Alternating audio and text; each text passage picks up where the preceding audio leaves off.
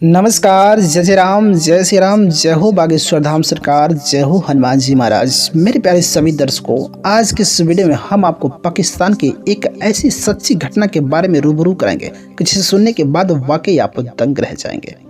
अगर आप इस कहानी के अंत तक बने रहेंगे तो आपको अपने जीवन में कुछ न कुछ जरूर सीखने के लिए मिलेगा। तो मेरे प्यारे दर्शकों, इस कहानी को हम बिना देर के शुरू ही करते हैं। एक नौजवान लड़का जो कि पाकिस्तान में रहता था, उसकी शादी होती है। शादी होने के बाद वो अपनी पत्नी के साथ रहता है, जो कि उसकी पत्नी बहुत ही खूबसूरत थी। वो अपनी पत्नी से बहुत मोहब्बत करता था। वो अपनी पत्नी के इशारों पर चलता था। उसकी पत्नी जो कहती थी उस कार्य को वह जरूर करता था। लेकिन क्या करे, उसकी पत्नी के शौक को पूरे करने के लिए उसके पास पैसे नहीं रहते थे। 1-2 महीने अपनी पत्नी के साथ रहता है।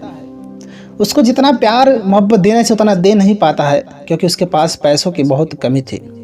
और पैसों के लिए वह अपने पत्नी को छोड़ करके बाहर कमाने चला जाता है। अब वह बाहर कमाने जाता है। 1 महीने बीतते हैं। 1 महीने के बाद उसके पास उसके बीवी के भाई का फ़ोन आता है कि आप कहाँ पर हैं, आपकी जो पत्नी है यानी मेरी जो सिस्टर है उसका जो है इंतकाल हो गया है। अब बेचारा जब ऐसी खबर सुनता है वो सोचने लगता है कि आखिर हुआ क्या था। अभी तो मैंने कल ही अपनी पत्नी से बातें किया, सब कुछ तो ठीक था, आखिर अचानक ऐसा क्या हुआ कि मेरी पत्नी का इंतकाल हो गया। वो सोचता आखिर मेरी पत्नी को हो क्या गया था, वो मुझसे छुपा रही थी क्या कुछ। अब वह बेचारा बाहर से भगा भगा जो है घर पे आता है और उसके ससुराल वाले जो है पहले से जो पहुंचे हुए थे। अब जैसे वो पहुंचता है, अभी वो पत्नी की गम में रहता ही है। उसके पत्नी के मायके वाले कहते हैं कि अरे तूने मेरी बेटी को खा गया, तू मेरी बेटी के साथ ऐसा क्या किया, तू मेरी बेटी को ही खा गया। वो लड़का कहता कि मैं तो घर पे था ही नहीं, मैं तो बाहर कमाने गया था। वो लोग कहते कि तुम्हारे मम्मी पापा ही कुछ ना कुछ कर दिए होंगे जो तुमसे बताए नहीं होंगे। तुमने तुम्हारी पत्नी को, मेरी बेटी को, तुम्हारे मम्मी पापा ही कुछ कर दिए होंगे जो इस दुनिया में नहीं है। वो बेचारा कहता कि मैंने तो बीच में भी आया था, कहीं किसी प्रकार की दिक्कत नहीं, सब लोग सुख चैन से खा पी रहे थे। लेकिन उसके बावजूद उसके पत्नी के मायके वाले जो उसके लड़की के बाप, उसके भाई, उसके मायके वाले सब लोग उसको डरा धमका रहे कि हम तुमको एफआईआर करेंगे, तुमको फंसाएंगे, तुम मेरी बेटी को खा गए। तमाम तरह के उस बेचारे को जो है प्रताड़ना करने लगे। अब बहस होने के बाद बात किसी तरह शांत हुई, रफा दफा। उसके बाद अब इसको बात दफनाने की आती है। ससुराल वाले कहते हैं कि इसको यहीं पर दफनाया जाएगा, लेकिन मायके वाले कहते हैं कि नहीं, मेरी बेटी है, मेरे घर पे जाएगी, इसे यहाँ नहीं दफनाया जाएगा। मैं अपने बेटी को लेकर के जाऊंगा, मैं अपने ही दफनाऊंगा, क्योंकि आप लोगों ने मेरी बेटी के साथ बहुत ही बुरा किया, बहुत घिनौना काम किया। आप लोगों ने मेरी बेटी को इस दुनिया से ख़त्म कर दिया, इसलिए मैं अपने बेटी को अपने घर पे लेकर के जाऊंगा, अपने घर पे ही दफनाऊंगा। अब इसके बाद बहुत देर तक बहस होती है। मायके वाले बहुत गुस्सा करते हैं, बहुत प्रताड़ना करते हैं कि नहीं, तो मेरी बहन को मार करके ख़त्म कर दिए, इसलिए मैं अपनी बहन को ले जाऊँगा। बहुत देर बहस करने के बाद उसके जो है पिताजी उस लाश को लेकर के अपने यहाँ ले गए दफनाने के लिए। बेचारा वाला लड़का अपने दिल का गम, अपने दिल का दर्द अब किससे कहे तो कहे किससे, क्योंकि उसके ससुराल वाले जो है उसे बोलने तक का मौका नहीं दिए। और बेचारा अपनी बीवी को सही से प्यार तक नहीं किया था, और लोग उसको तरह तरह के ताने सुना रहे थे। वो अपने दिल का दर्द कहे तो कहे किससे, वह अपने अंदर ही अंदर घुट रहा था। अब जब इसके ससुराल वाले उस लाश को लाते हैं कब्र में दफनाने के लिए, उसका पति बेचारा उनके साथ साथ में ससुराल आता है। जब उसके पत्नी को दफनाया जाता है तो अपने मन ही मन सोचता है कि क्या भगवान, क्या उसके जो अल्लाह होते हैं उनसे जो है विनती करता है कि मैं भी अपने पत्नी के साथ इसमें दफन हो जाऊं, मैं अब जी के क्या करूंगा। लेकिन वह कुछ भी नहीं कर सकता, क्योंकि अगर वह एक बात बोलता तो उसके ससुराल वाले 10 बात बोलते, उसके ऊपर तुरंत चढ़ बैठते थे। इसलिए बेचारा कुछ ना बोलता था, वह चुपचाप बैठा रहा, किसी से कुछ नहीं कहता था। लेकिन जब कब्र खोदा जा रहा था तो एक शख्स ने उसे धक्का दिया, और जब वो धक्का दिया तो वह कब्र में गिर जाता है। अब मायके वाले कहते हैं कि अरे तुम क्या चाहते हो, तुम इसी के साथ दफन होना चाहते हो क्या, तुम कब्र के अंदर गिर रहे हो, अरे तुम यहाँ से चले जाओ, तुम्हारे लिए रहना शुभ नहीं है।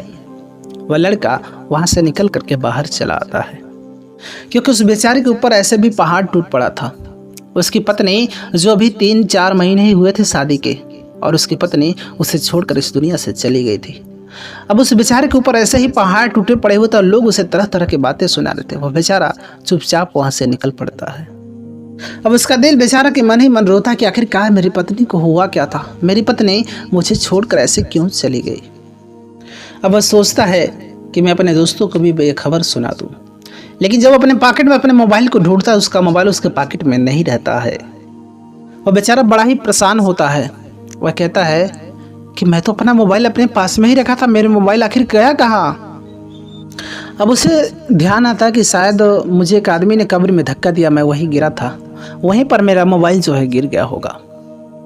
वह बहुत चिंतित हो जाता है। वो सोचता है कि मेरे मोबाइल में इतने इंपॉर्टेंट चीज़ थे, मेरे पर्सनल नंबर थे, कुछ पर्सनल चीज़ें थी, अब आखिरकार वो कैसे मिलेगा। अब वह दूसरे दिन जो है उस कब्र के पास आता है। अब जब वो कब्रिस्तान के पास आता है तो वहाँ पर एक रखवाला भी रहता है। तो वह कहता है कि अरे तुम यहाँ पर क्यों आए हो, इस कब्रिस्तान में तुम्हारी पत्नी है, तुम इस कब्रिस्तान में क्या करने के लिए आते हो। लोग दफना करके चले जाते हैं, उसके बाद तो हमारी जिम्मेदारी होती है। तो उसने सारी बात बताई कि मेरा मोबाइल जो है इस कब्र में गिर गया है, इसलिए मुझे इस कब्र को खोदना ही पड़ेगा। वह कहता है कि नहीं नहीं, ऐसा कार्य करना बहुत ही गलत है, ये कार्य तुम नहीं कर सकते, मैं तुम्हें ऐसा नहीं करना दूंगा। अब वहाँ पर जो रखवाली करने वाला होता है उसे वहाँ से भगा देता है और वहाँ से वह चुपचाप चला जाता है। घर पे जाता है तो कहता है कि माँ, मेरा मोबाइल जो है उसी कब्र में गिर गया जिस कब्र में मेरी पत्नी को दफनाया गया है। उसने कहा कि माँ, वह जो है कब्र खोदने नहीं दे रहा है। वह कहती कि जाने दो, चंद पैसों की बात, तुम क्यों ना दूसरा क्यों मोबाइल ले लो, क्यों कब्र खोदने जाओगे। वो लड़का गया, 2-4 हज़ार रुपये खर्च करने के बाद जो है एक नया मोबाइल लेता और एक नया सिम कार्ड लेता है। अब वह जब नया फ़ोन लेता है उसके बाद वो सोचने लगता है कि मैं अपने पुराने वाले नंबर पे फ़ोन लगाऊं, देखूं उस पर फ़ोन जाता है या नहीं जाता है। और वास्तव में जब अपने पुराने वाले फ़ोन नंबर पर ट्राई करता है, फ़ोन लगाता है, तो वह दंग रह जाता है। वह हैरान रहता है जब वह फ़ोन लगाता है तो उस पर जैसे ही घंटी जाती है, घंटी बजने लगती है और घंटी बजती है, घंटी बजने के बाद उस फ़ोन को कोई रिसीव भी करता, कोई फ़ोन को उठाता भी है। और जब फ़ोन उठता है तो वहाँ पर सिर्फ हवाओं की आवाज़, सरसराहट जैसी हवाओं की आवाज़ सुनाई देती है। वह सुनने के बाद बिल्कुल हैरान हो जाता है। अब वो हैरान हो जाता है कि मैंने फ़ोन लगाया, फ़ोन गई, घंटी बजी, फ़ोन उठा, लेकिन कोई उसमें से बोला तक नहीं, बस सिर्फ हवाओं की सरसराहट की आवाज़ सुनाई दी। उसे ऐसा लग गया कि वास्तव में मेरा मोबाइल फ़ोन है, कहीं ना कहीं पे है, जो मेरे मोबाइल फ़ोन को किसी ने रिसीव कर लिया। वो बड़ा ही कंफ्यूज होता है कि आखिरकार कब्र में कोई मोबाइल को रिसीव कैसे करेगा, आखिर कौन जा करके कब्र के अंदर से मेरे फ़ोन को रिसीव करेगा। वो बड़ा ही चिंतित होता है कि आखिरकार उसमें कौन सा हैवान है, कौन सा शैतान है जो फ़ोन को रिसीव करेगा। और उसी दिन वह प्रण लेता है कि मैं अपने मोबाइल को उस कब्र में से ज़रूर खोद करके निकालूंगा। उसके बाद जब वह प्रण लेता है कि मैं कब्र को खोदूंगा, रात्रि के 2 बजे के समय में वह लड़का अपनी पत्नी के कब्र के पास जाता है। अब रात्रि के समय जब वह कब्र को खोदता है, कब्र को खोदने के बाद जब वह दृश्य को देखता है तो वाकई वह हैरान हो जाता है। वाकई उस दृश्य को देखकर वह दंग हो जाता है। वह नज़ारा क्या था, उसने जब कब्र को खोदा तो उसकी पत्नी उस कब्र में थी ही नहीं, उसकी पत्नी की डेड बॉडी जो है उस कब्र में थी ही नहीं। वह देखकर आश्चर्यचकित हो जाता है। वो बिल्कुल ही हैरान हो जाता है, आखिरकार मेरी पत्नी मरी थी, इसे कब्र में दफनाया गया, मेरी पत्नी है ही नहीं, मेरी पत्नी गई तो गई कहाँ पे। उसे कुछ समझ में नहीं आता है और वह अगले दिन उसे शमशान के रखवाले को बताता है। और जब उस रखवाले से बताता है तो वह कहता है कि ठीक है, जाओ अपने घर वाले से कहो कि आखिर तुम्हारी पत्नी की डेड बॉडी गया तो गया कहाँ। यह बेचारा वहाँ से जाता अपने ससुराल, और वहाँ पे जो बड़े बुजुर्ग लोग बैठे रहते हैं, सास ससुर रहते हैं, वह लोग इसे देखते ही काफ़ी अपशब्द सुनाने लगे, उल्टा सीधा इसे बोलने लगे, गालियाँ देने लगे। यह बेचारा चुपचाप सबकी बातों को सुन रहा था। अब इसे कुछ बोलने की हिम्मत नहीं हो रही थी। तब तक वहीं पर एक कप का प्याला था जो इसके हाथों से गिर जाता है, गिरते ही टूटता है, जिससे आवाज़ हो जाती है।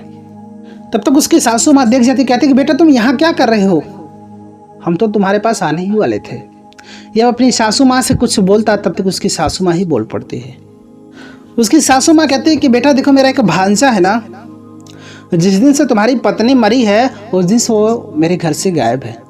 वो यहाँ से पता नहीं कहाँ पर चला गया है, वो मेरा भांजा। अगर तुम ढूंढ देते तो बहुत अच्छी बात होती। मुझे बस तुम्हारे ऊपर भरोसा है। तुम अगर मेरे भांजे को खोज देते तो बहुत ही कृपा होती।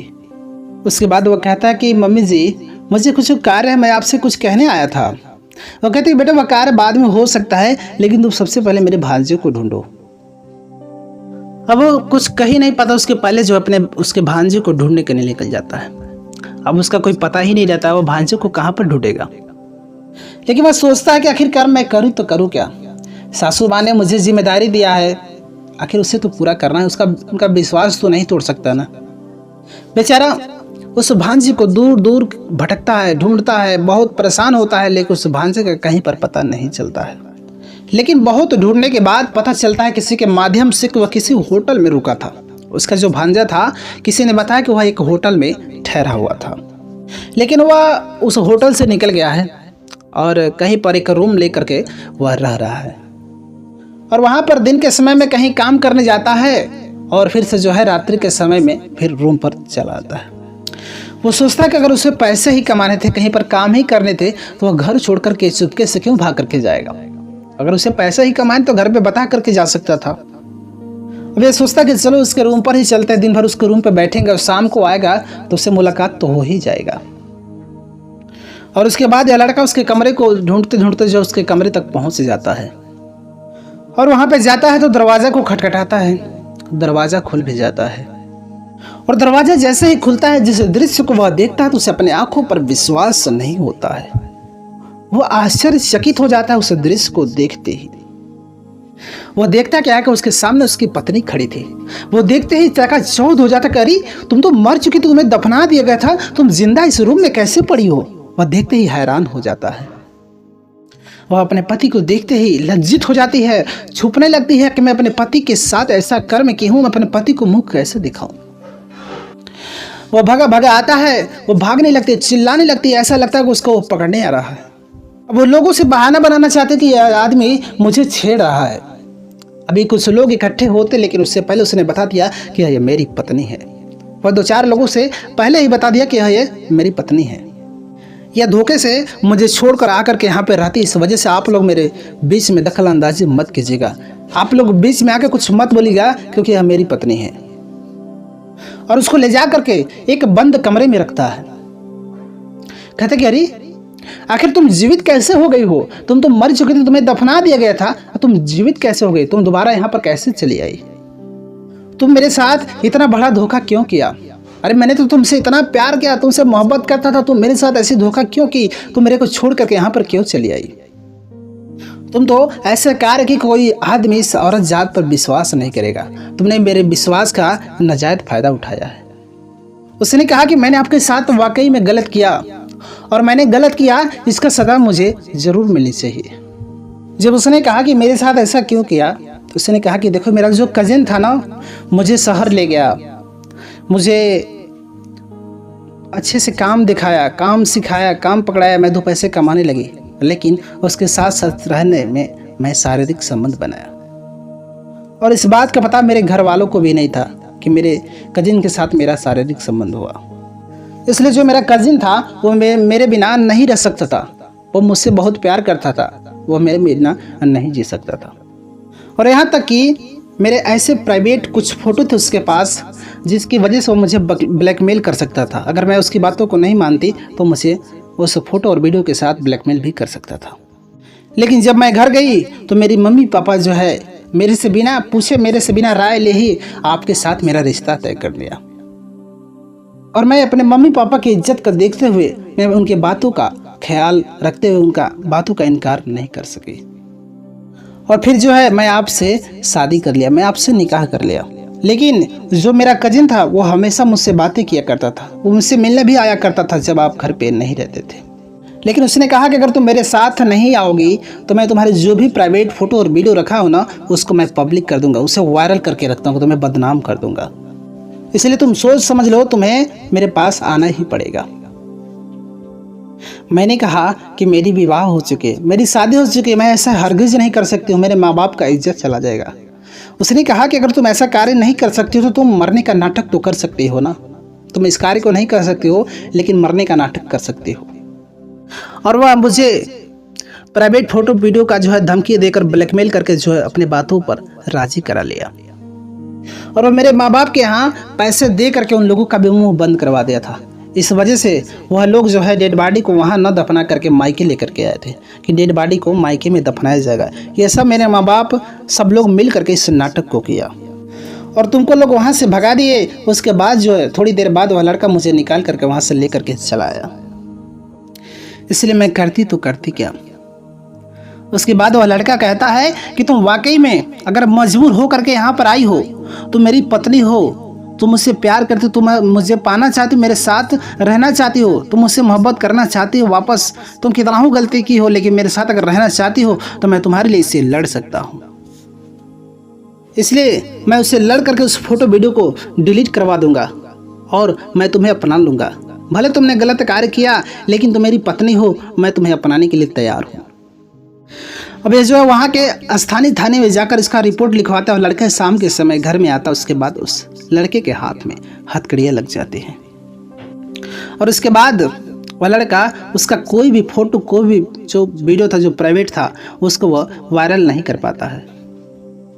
उसके बाद वह लड़का अपनी पत्नी को लेकर के गांव में चला आता है। उसके बाद सारे के सारे बात अपने गांव वालों और अपने मम्मी पापा को बता देता है और वह लड़की अपने सास ससुर के सामने नतमस्तक हो जाती है। वह माफ़ी मांगने लगती है, गिड़गिड़ाने लगती है कि मैंने ऐसा ड्रामा किया, मुझे आप लोग माफ़ कर दीजिए। इस तरीके से यह लड़का अपनी पत्नी की खोज में अपनी पत्नी की कब्र तक को खोद देता है।